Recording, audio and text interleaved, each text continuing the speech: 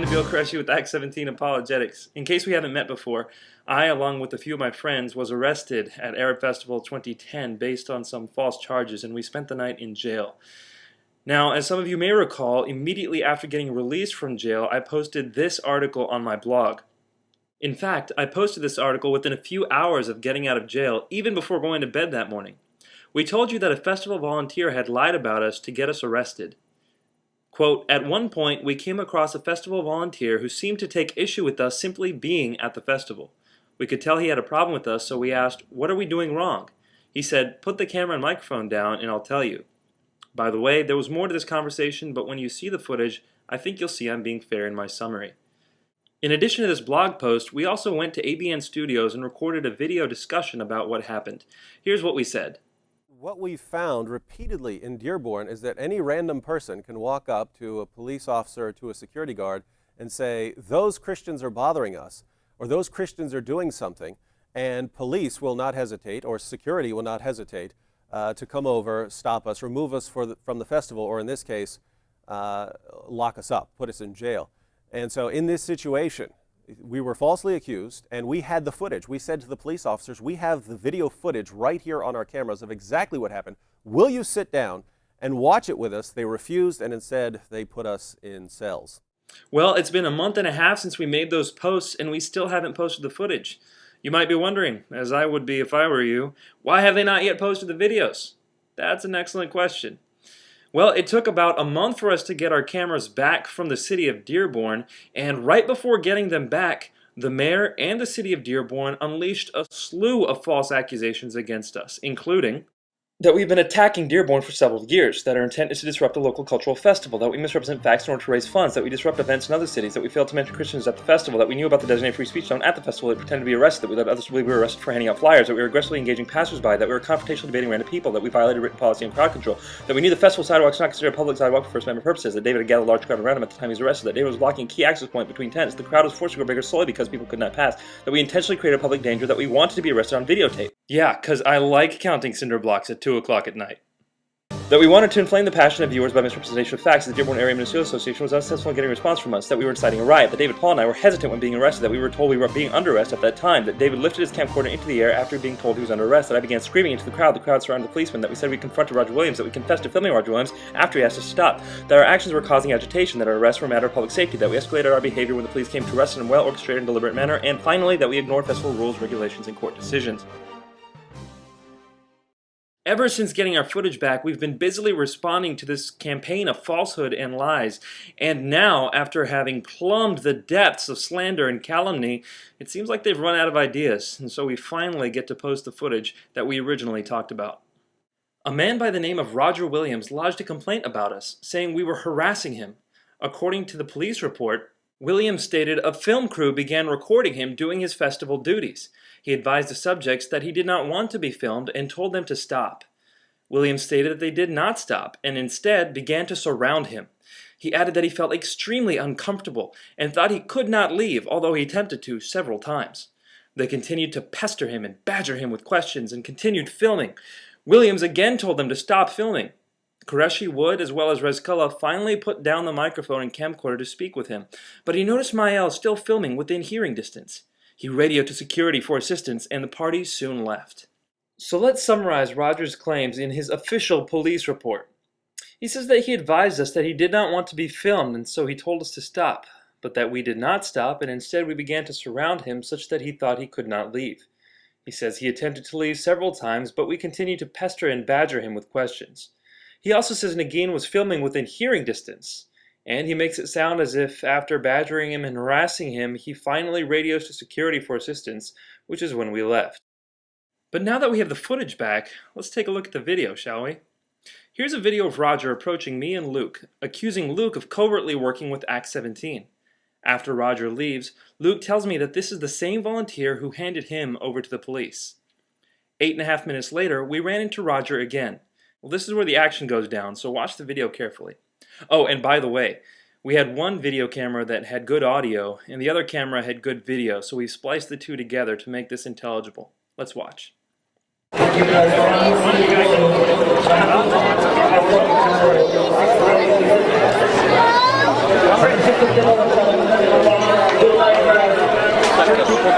I'm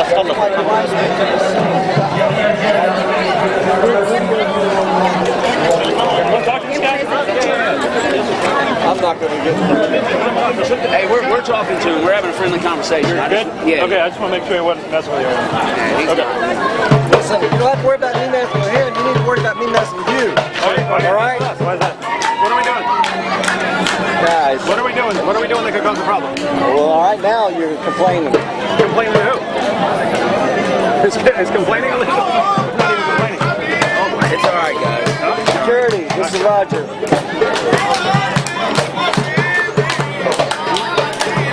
Sorry, what are we doing this from? Security. Okay, so apparently we're doing something illegal. I'm waiting to hear what it is exactly. Nobody said you did anything illegal. Okay, I'm not doing anything illegal. Okay. But you were calling security on us for some reason. We had no clue why. Can you explain it to us? Why were you calling security on You us? turn the camera off. I'd love to. Okay, he wants to tell us we're doing something wrong if we turn the camera off. So I guess we'll turn the microphone off so we can hear. Okay, that's better. All right, it's off. What are we doing wrong? No, let's go. You want to talk? That was a bluff. That was a bluff. That was a bluff. Oh, really? Security's right there. What are they doing? Not act like this. What did we do? We have no clue what we did. Name anything we did. All right. All right, leave him alone. I want to hear what he has to say. That's the point. He's not going to say anything. I mean, you don't have to record this. I just want to talk to him to see what we did wrong. Want to turn it off? You can, here, you take this. I'm going to go talk to him. Okay. At this point, I go to talk to Roger without a camera and a microphone, just as he requested. But he immediately sends me away, saying, "Get away from me." I complied, and so there's no footage left to see. Wow. Let's see that one more time. I'm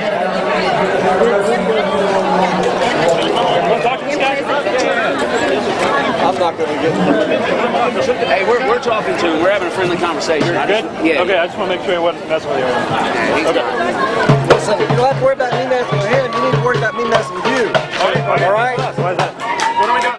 Can it be any more obvious that his intentions were simply to cause problems? Then, after this segment of the video, we go on to show you that he did not advise us that he didn't want to be filmed. He did not tell us to stop filming him. At no point did we surround him, and at any point in time could he have left freely. He did not attempt to leave at all, and we didn't pester him and badger him with questions. We just asked him what he meant by something he had said. Nagin was filming behind multiple tents, and there was no way at all that she could have heard anything that was being said. In fact, here's a clip of her video camera and what she could hear.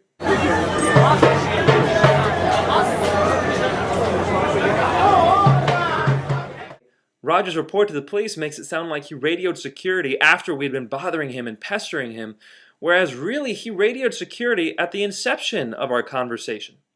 So after assessing all these claims, how many of them are true? 0. After Roger left, he immediately went and talked to security.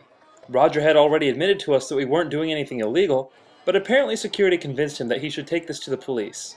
Suddenly, we saw people around us taking pictures. We didn't know it at the time, but these pictures were being taken so that the police could identify us. A Muslim woman by the name of Amal al-Islami then took over, and the rest is history. One has to wonder, why did Roger do all this? The best I can come up with is that, like the mayor, Roger wants to placate the local Muslims. And it works. Just listen to this crowd of Muslims cheer as we are arrested based off Roger's false accusations.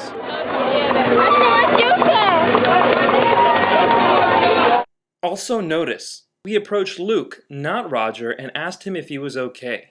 The reason we did this is because we've noticed something strange happens in Dearborn. If Christians' rights are trampled, it seems as no one seems to care. Last year, when many Christians had their rights trampled, no one came to defend them. Then Mary Jo Sharp, a believing sister, was physically assaulted by security guards, and virtually everyone left her undefended. This year, after our 18-year-old sister Nagin was physically and illegally detained by police, we again see the people of Dearborn saying virtually nothing. It seems like no one there seems to care about the rights of believers. Well, we care. And when we see the same man who had harassed Luke just moments earlier approaching him again, we were worried and we wanted to see if he was okay. So why did the police ignore us? Why didn't they just look at the footage? Well, I think the answer is clear. Because they wanted to get rid of us. Well, how do we know this? Just look at the police report. The police lied about what we said, including that we confessed when we hadn't, among many other distortions. I sense another video coming here. Amal al-Islami, the person listed in the police report as the #1 witness, contradicts herself. At first she says she saw the whole thing, and later she says she doesn't see anything. In actuality, all she does is come by and take pictures of us, as you can see in this clip here.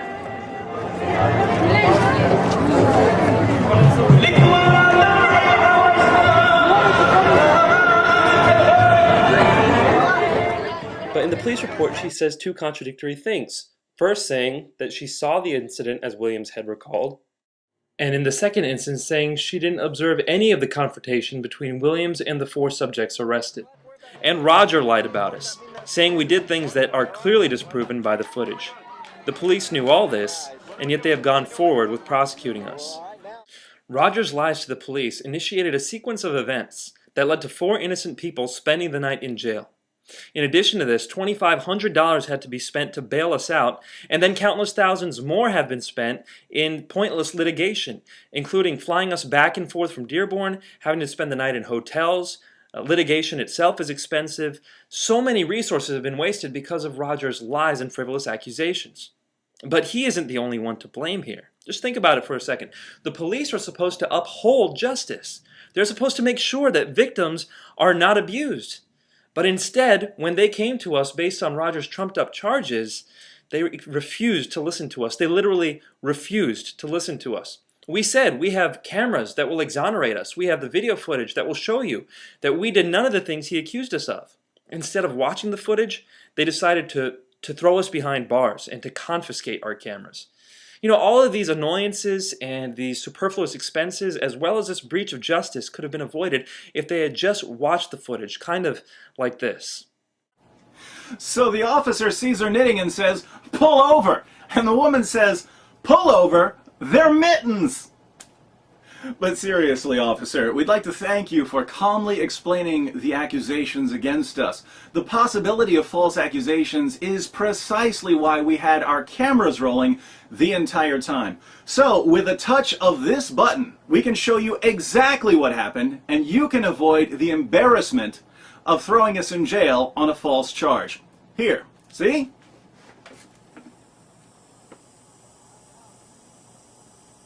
Would have been nice if it worked out that way, wouldn't it have been? But it didn't. The police were not interested in hearing us. They weren't interested in upholding the truth.